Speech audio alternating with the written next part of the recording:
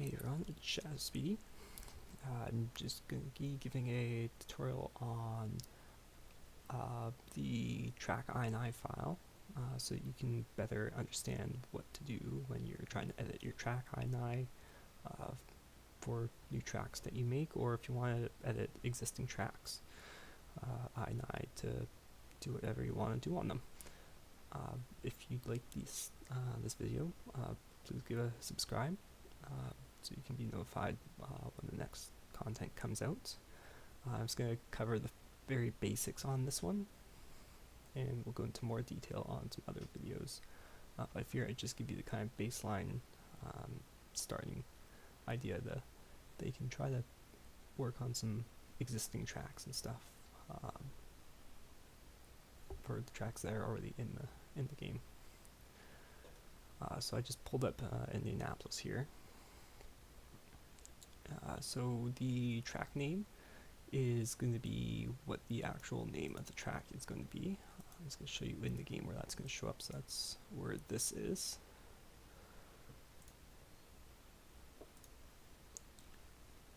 And then the track name short, that is what's going to show up as down here. So the track short is kind of what you'd be searching for in here, where the track name is going to be what's actually going to be displayed here.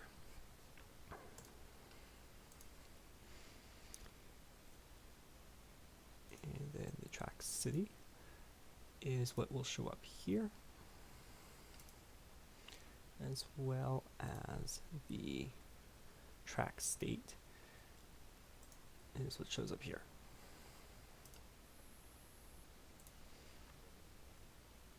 And then the next thing we'll take a look at here will be the track length and type. So I don't believe this shows up anywhere. It may. I'll take a look here.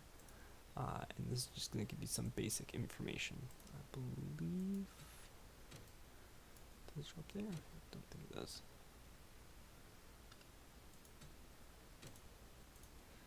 Doesn't look like it does. I know in some games it had some information that you could see about the track. It does not appear that comes with any of that in this one here. Number of turns is the number of turns that the track would have. I believe that does play effects later on down here, but we'll go into that in another episode here. And then the track length here is what you will see right here.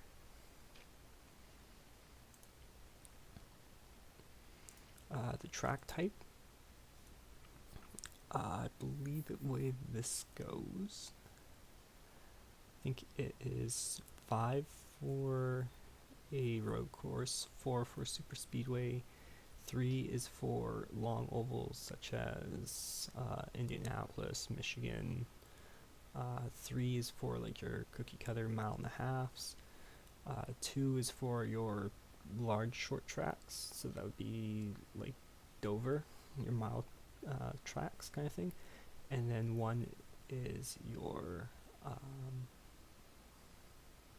short tracks. I believe that's what it is. The chassis type, 1 I believe is for road courses, I think. 2 I believe is super speedway, and 3 is like your other tracks, I believe. What determines kind of like what your chassis type and track type will be, you can mix them up. The track type more determines on the way the cautions and stuff would be thrown, where the chassis type is the car that you bring. So essentially chassis kind of is the car, track type is what the track, it's going to judge the track is going to be at. So you could have, you know, a track type as a road course on a super speedway, but then your spotter is going to be saying, you know, car on the left, car on the right, rather than car inside, outside. and the chassis type will determine kind of what kind of physics you're going to be getting. So if you go on like a super speedway with a cup car, you're going to have the restrictor plate on it, so your RPMs are going to attack out at 7,000. Whereas like short tracks and stuff, your attack will attack out at 9,000. So you could be racing on Indianapolis here, but your RPMs will max out at 7,000 if you change the chassis type to the super speedway type. Default event laps. This is what you'd have at 100% race. So, a 10% race, that's a tenth of the race length. It's gonna be 16 laps instead of 160 at 100%. So that can be useful for like if you really want to kind of fine tune how many laps you want to be doing in the race. You can kind of fine tune it there.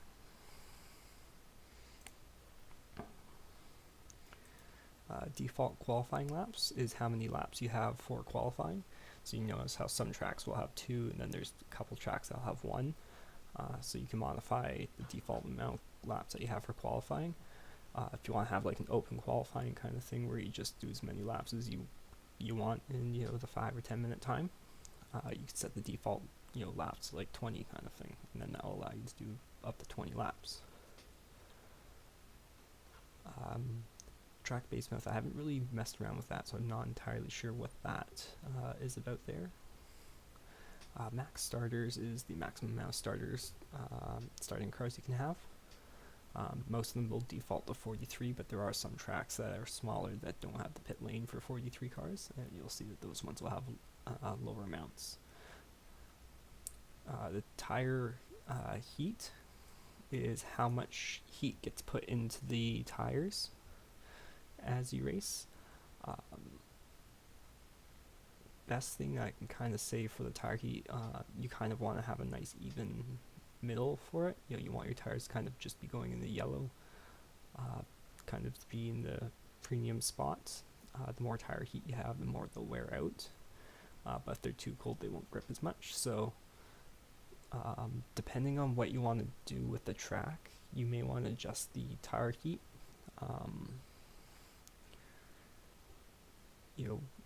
I have some tracks where I turn the temperature way down and then increase the tire heat so that it's really slick for the first couple laps until you actually get some heat in the tires, then they start to grip up really well. So that's one thing you can do with the tire heat there, or if you want them to kind of just be the way that they're going to be when you first start. You want them to kind of stay a little bit slick, you can turn the tire heat down to keep them cold, or increase the tire heat a lot more, and it'll force you to kind of drive it a little bit easier because you don't want to get them too hot. So you can change that around. You don't always need to go for the optimal heating. You can always go for the suboptimal to kind of put a little bit more drivability into the car kind of thing. Put a little bit more into the driver hands on what you want to do. If you make the tire heat higher than it should be, and you're gonna have really hot tires, it forces those people that drive really hard for a couple laps, they're gonna fade out a lot quicker, while the people that take it easier will have more consistent lap times. Tire wear is how much your tires wear out. Now I see a lot of people, they're like, I want to have more tire wear kind of thing. I want to put more into the driver's hands to make it more of how you race and stuff. So the people that drive it hard are going to be at more of a disadvantage than those that save their tires. Adjusting the tire wear to go up more does not always help for that. The tire wear essentially is how much the tires are going to wear out till they blow, and not necessarily how much grip they're going to be giving off. So I usually like to go lower on my tire wear than what most people would intend on doing. Just that way it gives you that stability that the tires are never going to blow out, and also gives a little bit more strategy in going into the pits, because then it gives you that option to not take any tires, and your tires are still going to be okay. They're not going to blow out. They're definitely not going to be as fast by not taking the tires. But it's something that you can still do, where I've seen a lot of places where, just as the tires go into the red, you have to, is when you have to pit. But with that, you can't really take no tires or 2 tires. because it will end up blowing. So usually my kind of idea of the best place to have the tires is like they'll just go into yellow, or will just be before they go into yellow before you have to make a pit stop. And that way it gives you pretty much another cycle on the tires if you really want to go, just like a full tank of fuel for some strange reason. But it gives you that stability that you're not going to blow out your tire. Instead, what I adjust is the tire wear loss. Now, this is how much grip is going to be given up as your tires wear out. Default, it's usually around 0.2. Some of my tracks, I usually will go all the way up to 0.4, so I'll double the amount of grip that you'd lose on a full tire run. But that is also to kind of counteract that your tires aren't going to be wearing out as much as what most people set their baseline as. I've seen some tracks that I've actually done, like on super speedways and stuff. I've actually gone to the extent where we've gone to 0.5 to even 0.8, I think, is one of the tracks that we did when we were doing some testing. But with those tracks, we downgrade the tire wear, so the tires didn't wear that much, but they gave out a lot more. And that gives you a lot more of that, dropping a second or two off, your tires will still look good, but they're going to be giving up that grip. And it gives you a little bit more. You could go out for a lap or two, and the caution comes out. Tires are important, but you could still stay out on them and not worry about your tire blowing out. And it's more just worrying about how much speed you're going to give off. Because if you look at NASCAR nowadays, you don't really see any tires blowing out due to wearing through the entire amount of rubber that's on the tire. It's usually more of mechanical issues that are causing the tires to go out, like melting the bead. Not quite something you can replicate in NR2003, but they're not wearing the tires out to the core where they blow out.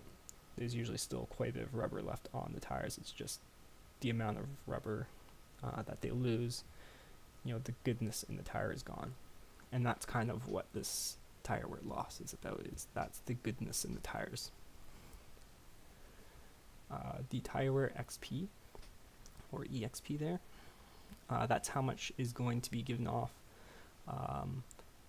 in the later run. So if you're at 1.0, it's kind of 50-50. It'll be a nice even wear out from the beginning to the end of the run. Whereas if you're lower than 1, it's going to wear off earlier in the run, but the later you go on, it's not going to wear out as much. And vice versa. If you have a higher than 1, it's going to wear off later into the run, but not so much in the beginning. So again, kind of determining, do you want a short run track or a long run track? That will determine what you want to mess around with that. And then the track, whatever it is here, grip, is the amount of grip that's going to be given for that track type. Now you can always go and add in other ones here. If you've gone through my sandbox tutorial, I'll go into a little bit more detail on that later on, when I go through another tutorial of that or something. But you can go through all of those service types, and you can add on certain grips for that. One that I constantly use all the time is paint. And essentially it's just another type of pavement. You have your asphalt, your concrete, and paint are the three big ones that I usually use for my tracks to add 3 different grip types throughout it. But by inserting track _ paint here, it'll give paint a grip level, so then you can increase the amount of grip that the paint will give on the track. And then the track north angle is just the true north from the start of your track, which is good for determining, when you're setting up the weather, which we'll go into the next episode. It'll help determine that. Actually, I can probably go over that in this episode. I think I'll do the weather as well. So the starter discretion is when it will throw the green flag. So on the track between 3700 and 3750, somewhere in between that period, it will throw the green flag. So I know like our league that we ran at FORA is we always went on the green flag. It wasn't a leader determines the start. It was when the green flag flies, that's when everyone goes. It was kind of to prevent people from, messing around with the start and giving a good clean start to the entire field and not just having the leader get 5 car lengths off the start because they could go whenever they wanted. And this was kind of one of the important ones for kind of keeping, the starts a little bit kind of at that random point. So usually what we did is, we found the restart zone, and then we had the earliest points that they could throw the green flag in that restart zone, and then the last point in that restart zone. And then we knew as soon as the leader hit that restart zone, somewhere in between that period, the green flag was going to come out. So it wasn't just a single spot on the track, it was kind of in between 2 periods, and that's what that is for. Anything in this cup section is going to be any information for the cup physics. So this is where you put like the record lap for the cup series as well as the record holder. I believe this will also input whatever your personal best lap record is in here as well. And then the weather is essentially the weather here. So the base track temp, it's what the temp in degrees Fahrenheit as of April 1st, what the average temperature is going to be at that time.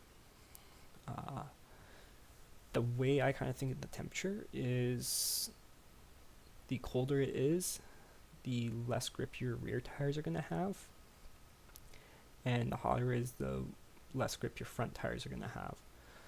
So like if you looked at my sprint car pavement racing that I did, I think it was at Iowa I did the video on, one of the things that I modified on that is I made the track temperature colder, and not just a little bit colder, I think it's like at negative 50 degrees is what I set it for, which is a completely unrealistic number, but it made those rear tires not grip as much, which is what made it look like it was dirt tracking a lot easier. And then one of the things I also did with that was I increased the tire heat, so it did warm up the tires a lot faster than regular, which is why like in the first couple laps you really had to take it easy, but as you got like 5 or 6 laps into the race, the tires gripped really well, especially considering how little they gripped in the beginning. So kind of the colder it is, the less grip you're going to have overall on cold tire. Like it's going to make it a lot colder overall. You're going to have a lot less grip in the beginning, but as the tires warm up, it's going to make it have a lot more grip, if that makes any sense. The temp range is the kind of range that you're going to have in your degrees, so it could be 7 degrees warmer to 7 degrees colder is what we have there. The temperature swing is how much it will move back and forth.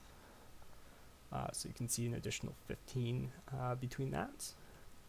The track wind speed is the average speed the wind's going to be going, so if you want to have a really windy track, you turn that up. Again, the speed range is, the average amount is going to change for the wind. And then the wind direction is what direction the wind's going to be coming from. And then the track cloud probability is the chance of cloud cover. And cloud cover is essentially kind of the same thing as the track temperature. If it's cloudy out, you're going to be a lot more loose, it's going to be a lot more slick. Whereas if it's sunny out, it's going to be, a lot less slick. You're going to be a little bit more tighter. It's kind of one thing to really be careful of when you're making your tracks, is that cloud will really mess up a lot of tracks. We've had the issue a couple times when we're doing online league races, is we have a good setup for, the sunny time. It's a little bit loose, but it's not that bad. But the second it goes to cloudy, it becomes undrivable.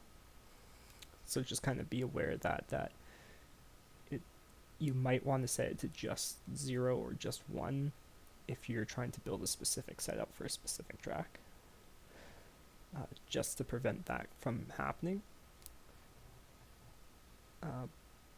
But if you're looking for a more realistic, it's going to be a little bit too tight, a little bit too loose, and then just kind of having a nice in the middle setup, you can definitely play around to what you want to have that set up as.